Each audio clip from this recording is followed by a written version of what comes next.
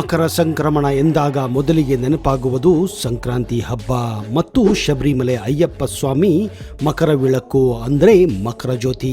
ಶಬರಿಮಲೆಯ ಪೊನ್ನಂಬಲ ಮೇಡು ಕಾನನದಲ್ಲಿ ಗೋಚರಿಸುವ ಮಕರ ಜ್ಯೋತಿಯನ್ನು ಕಣ್ತುಂಬಿಕೊಳ್ಳಲು ಅದೆಷ್ಟೋ ಭಕ್ತರು ಕಾಯುತ್ತಿರುತ್ತಾರೆ. ಇನ್ನು ಮಕರ ಜ್ಯೋತಿಗೂ ಮುನ್ನ ಶಬರಿಮಲೆಯ ಗುಡಿಯಲ್ಲಿರುವ ಶಬರೀಶನಿಗೆ ಅಲಂಕಾರ ಮಾಡಲಾಗುತ್ತದೆ.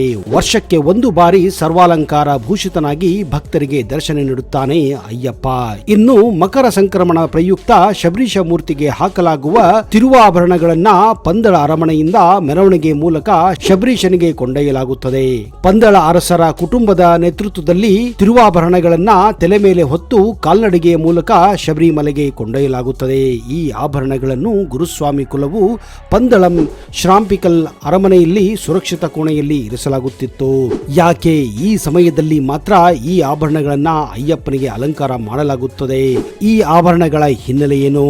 ಹಿಂದೆ ಈ ಆಭರಣಗಳನ್ನು ದೋಚಲು ಕಳ್ಳರು ಮಾಡಿದ ಆ ಪ್ಲಾನ್ ಏನಾಗಿತ್ತು?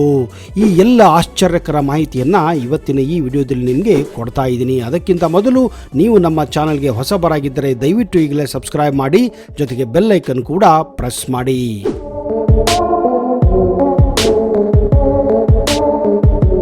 ಜ್ಯೋತಿ ಸ್ವರೂಪನಾದ ಭಕ್ತರ ಇಷ್ಟಾರ್ಥಗಳನ್ನ ನೆರವೇರಿಸುತ್ತಿರುವ ಅಯ್ಯಪ್ಪ ಸ್ವಾಮಿಯನ್ನು ಮಕರ ಸಂಕ್ರಾಂತಿಯ ದಿನ ವಿಶೇಷ ಆಭರಣಗಳಿಂದ ಅಲಂಕಾರ ಮಾಡಲಾಗುತ್ತದೆ.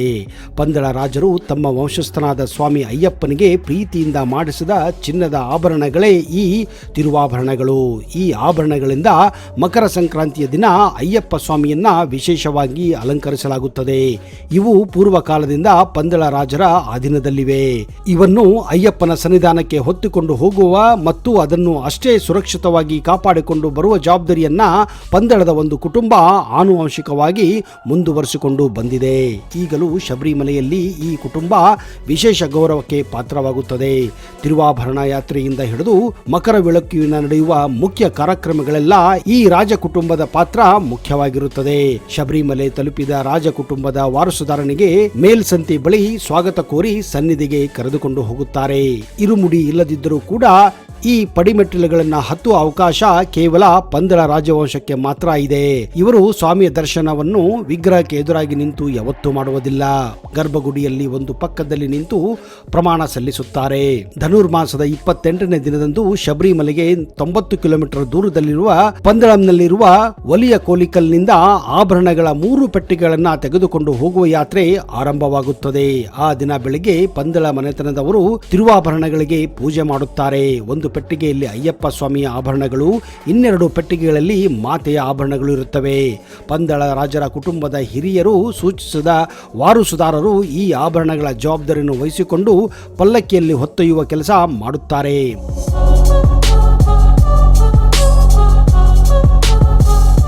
ಮುಂದೆ ತಿರುವಾಭರಣಗಳು. ಹಿಂದೆ ಪಲ್ಲಕ್ಕಿಯಲ್ಲಿ ಪಂದಳ ರಾಜರ ಶಬರಿ ಯಾತ್ರೆ ಹೊರಡುತ್ತದೆ. ಹೀಗೆ ಆಭರಣಗಳನ್ನು ತೆಗೆದುಕೊಂಡು ಹೋಗುವವರು ಅಯ್ಯಪ್ಪನ ದೀಕ್ಷೆ ಸ್ವೀಕರಿಸಲೇಬೇಕು. ಮೊದಲು ಅಡವಿ ಮಾರ್ಗದಲ್ಲಿ ಶರವೇಗದಲ್ಲಿ ಸಾಗುವ ಇವರು ಅಯ್ಯರೂರು ಪುದಿಕಾಪು ಪ್ರದೇಶದಲ್ಲಿ ವಿರಾಮವನ್ನ ತೆಗೆದುಕೊಳ್ಳುತ್ತಾರೆ. ಪಂಪಾ ತೀರದ ಬಳಿಕ ಪಂದಳ ವಾರಸುದಾರ ಒಲಿಯನವತ್ತೋಂ ಎಂಬ ಪ್ರದೇಶದಲ್ಲಿ ನಿಲ್ಲುತ್ತಾರೆ.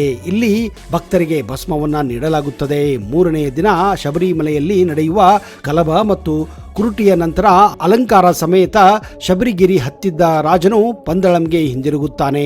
ಮಕರ ಸಂಕ್ರಾಂತಿಯ ದಿನದಂದು ಸಂಜೆಯ ವೇಳೆಯಲ್ಲಿ ತಿರುವಾಭರಣಗಳು ಪಂಪಾ ತೀರಕ್ಕೆ ಅಲ್ಲಿಂದ ಶರಂಗುತ್ತಿಗೆ ತಲುಪುತ್ತವೆ. ಈ ಚಿನ್ನದ ಆಭರಣಗಳನ್ನು ಅಯ್ಯಪ್ಪನಿಗೆ ಅಲಂಕರಿಸಿ ದ್ವಾರ ತೆಗೆಯುವ ಸಮಯಕ್ಕೆ ಸರಿಯಾಗಿ ಮಕರ ನಕ್ಷತ್ರ ಉದ್ಭವಿಸುತ್ತದೆ. ತದನಂತರ ಜ್ಯೋತಿ ದರ್ಶನ ನೀಡುತ್ತದೆ.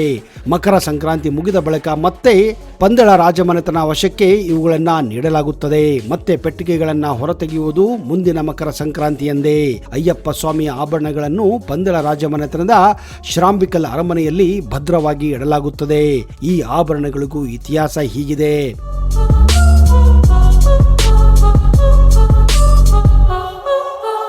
ಪಂದಳ ಅರಮನೆಯನ್ನು ತೊರೆದು ಲೋಕ ಕಲ್ಯಾಣಕ್ಕೆಂದು ತೆರಳಿದ ಮಣಿಕಂಠನನ್ನು ಕಂಡು ತಂದೆ ಪಂದಳ ರಾಜನಿಗೆ ಬಹಳ ಮನಸ್ಸಿಗೆ ನೋವುಂಟಾಗುತ್ತದೆ. ಪುತ್ರನಿಗೆ ಪಟ್ಟಾಭಿಷೇಕ ಮಾಡಿ ಕಣ್ತುಂಬಿಕೊಳ್ಳಬೇಕೆಂಬ ಮಹದಾಸೆ ಈಡೇರುವುದಿಲ್ಲ ಎಂಬ ಕೊರಗಿನಿಂದ ಆ ರಾಜ ಕಣ್ಣೀರಿಡುತ್ತಾನೆ.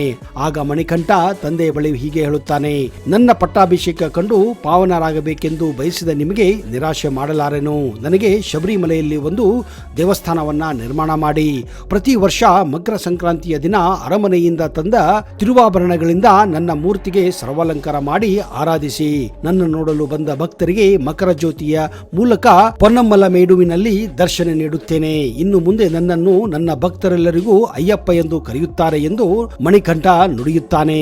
ಹೀಗೆಂದು ಪುರಾಣಗಳಲ್ಲಿಯೂ ಕೂಡ ಉಲ್ಲೇಖಿಸಲಾಗಿದೆ. ಮಕರ ವಿಳಕ್ಕಿನ ಬಳಿಕ 7ನೆಯ ಮಕರ ಮುಂಜಾನೆ ಈ ಋತುವಿನ ಶಬರಿಮಲೆ ದರ್ಶನ ಅಂತಿಮಗೊಳ್ಳುತ್ತದೆ. ಮತ್ತೆ ಅದು ತೆಗೆಯುವುದು ಮುಂದಿನ ಸಂಕ್ರಮಣದಲ್ಲಿಯೇ. ತಿರುವಾಭರಣಗಳು ಕೂಡ ಪಂದಳ ರಾಜಮನೆತನದಿಂದ ಸಕಲ ಪೂಜಾ ವಿಧಿವಿಧಾನಗಳ ಮೂಲಕ ಅರಮನೆಯಿಂದ ಬಂದಂತೆಯೇ ಮತ್ತದೇ ಪೂಜಾ ಕ್ರಮಗಳ ಮುಖಾಂತರ ರಾಜಮನೆತನದ ವಶಕ್ಕೆ ಕೊಡಲಾಗುತ್ತದೆ. ಸಂಕ್ರಮಣ ಮುಗಿದ ಮೊದಲನೇ ದಿನ ತಿರುವಾಭರಣ ಹೊತ್ತೊಯ್ಯುವ ವಾರಸುದಾರರು ಎಸ್ಟೇಟ್ನಲ್ಲಿ ತಂಗುತ್ತಾರೆ. 2ನೇ ದಿನ ಪೆರುನಾಡು ದೇವಸ್ಥಾನಕ್ಕೆ ಕೊಂಡೊಯ್ಯಲಾಗುತ್ತದೆ. ಈ ಪೆರುನಾಡು ದೇವಾಲಯವು ಸ್ವತಃ ಪಂದಳ ರಾಜನು ತಾನೇ ನಿಂತು ಕಟ್ಟಿಸಿದ ದೇವಸ್ಥಾನ. 9ನೆಯ ಮಕರದಂದು ತಿರುವಾಭರಣಗಳೊಂದಿಗೆ ಅರನ್ಮಲ ಅರಮನೆಗೆ ತಲುಪಿ ಅಲ್ಲಿ ತಂಗಲಾಗುತ್ತದೆ.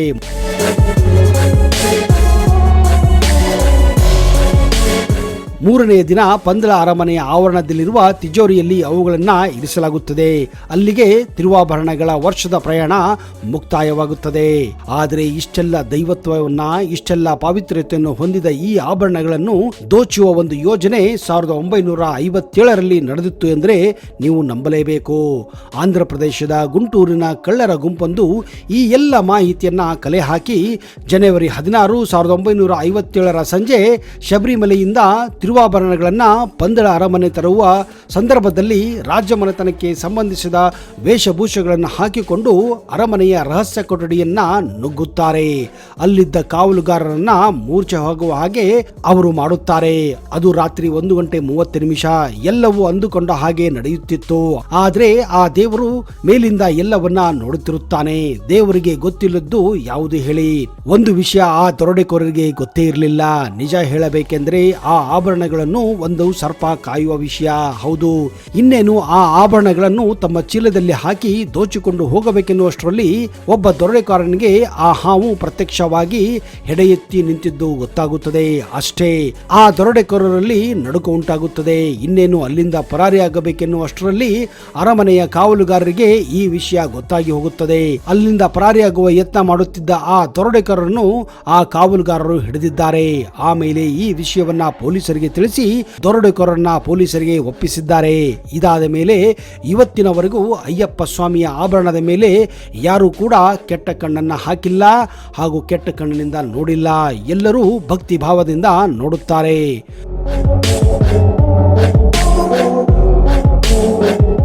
ನೋಡಿದಿರಾ ಸ್ನೇಹಿತರೆ, ಅಯ್ಯಪ್ಪನ ಆಭರಣದ ಆ ರಹಸ್ಯವನ್ನ, ಹೇಗೆ ದರೋಡೆಕೋರರು ಈ ಆಭರಣಗಳನ್ನ ದೋಚಲು ಪ್ರಯತ್ನ ಮಾಡಿದ್ದರು ಎಂದು. ಇದರ ಬಗ್ಗೆ ಇನ್ನಷ್ಟು ಮಾಹಿತಿಯನ್ನ ಬರುವ ಸಂಚಿಕೆಯಲ್ಲಿ ಕೊಡುತ್ತೇನೆ. ಒಂದು ವೇಳೆ ನಿಮಗೆ ಈ ವಿಡಿಯೋ ಇಷ್ಟ ಆದಲ್ಲಿ ಜೈ ಅಯ್ಯಪ್ಪ ಎಂದು ಕಮೆಂಟ್ ಬಾಕ್ಸ್ ಅಲ್ಲಿ ಹಾಕಿ. ಅಲ್ಲಿಯವರೆಗೆ ಜೈ ಹಿಂದ್, ಜೈ ಕರ್ನಾಟಕ. ನಿಮಗೆಲ್ಲ ಶುಭವಾಗಲಿ.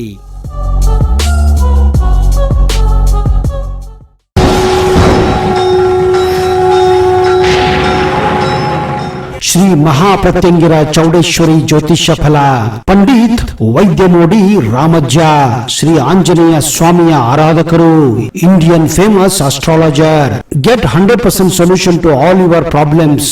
ಶ್ರೀ ಪ್ರತ್ಯಂಗಿರ ದೇವಿಯನ್ನ ವಶಪಡಿಸಿಕೊಂಡಿರುವ ಏಕೈಕ ಜ್ಯೋತಿಷ್ಯರು ಪಂಡಿತ್ ರಾಮಜ್ಜನವರು. ರಾಜಮೋಡಿ, ತಾಳೆಗೆರೆ ಮತ್ತು ನಿಮ್ಮ ಧ್ವನಿಯ ಮೂಲಕ ನಿಮ್ಮ ಭವಿಷ್ಯವನ್ನ ನಿಖರವಾಗಿ ಹೇಳುತ್ತಾರೆ. ಫೋನಿನ ಮೂಲಕ ನೇರ ಪರಿಹಾರದಲ್ಲಿ ಓಪನ್ ಚಾಲೆಂಜ್. ಆಂಜನೇಯ ಸ್ವಾಮಿಯ ಅನುಗ್ರಹದಿಂದ ವಿಶೇಷ ಪರಿಹಾರ ತಿಳಿಸುತ್ತಾರೆ. ನಿಮ್ಮ ಒಂದು ಕರೆ ನಿಮ್ಮ ಭವಿಷ್ಯವನ್ನೇ ಬದಲಾಯಿಸಬಲ್ಲದು. ಇವರ ದೂರವಾಣಿ ಸಂಖ್ಯೆ 9008220252.